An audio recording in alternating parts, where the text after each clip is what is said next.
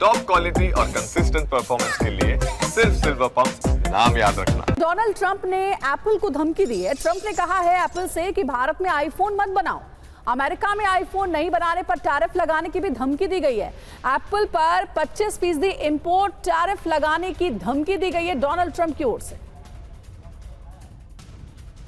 तो देखिए, ये डोनाल्ड ट्रंप अमेरिका के राष्ट्रपति की ओर से एप्पल को सीधी सीधी धमकी है। और सिर्फ इतना ही नहीं, यहां तक कह दिया गया है ट्रंप की ओर से कि एप्पल भारत में आईफोन ना बनाए। अमेरिका में आईफोन नहीं बनाने पर टैरिफ लगाने की भी धमकी दी गई है और एप्पल पर 25% इंपोर्ट टैरिफ लगाने की धमकी है।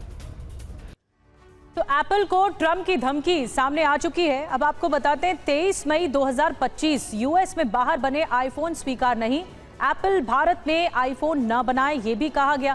आईफोन की मैन्युफैक्चरिंग यूएस में हो, अमेरिका में हो, बाहर प्रोडक्शन पर अगर आपने बाहर प्रोडक्शन किया एप्पल कंपनी ने तो 25% तक टैरिफ लगेगा। 15 मई को ट्रंप ने क्या कहा आपको बता रहे हैं। भारत में फैक्ट्री लगाने की जरूरत नहीं है, भारत अपना ख्याल खुद रख सकता है।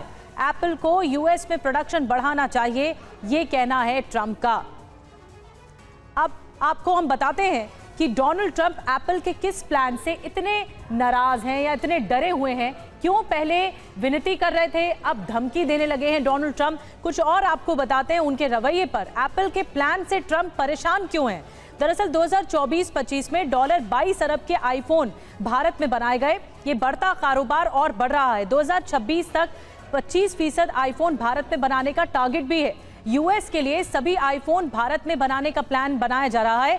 इसीलिए शायद डर रहे हैं। या भारत में जिस तरह से व्यापार बढ़ रहा है आईफोन का या एप्पल कंपनी का, इससे खफा दिख रहे हैं डोनाल्ड ट्रंप।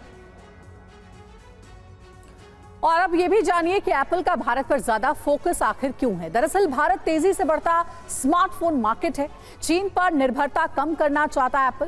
एप्पल के लिए भारत कम जोखिम वाला ऑप्शन होगा।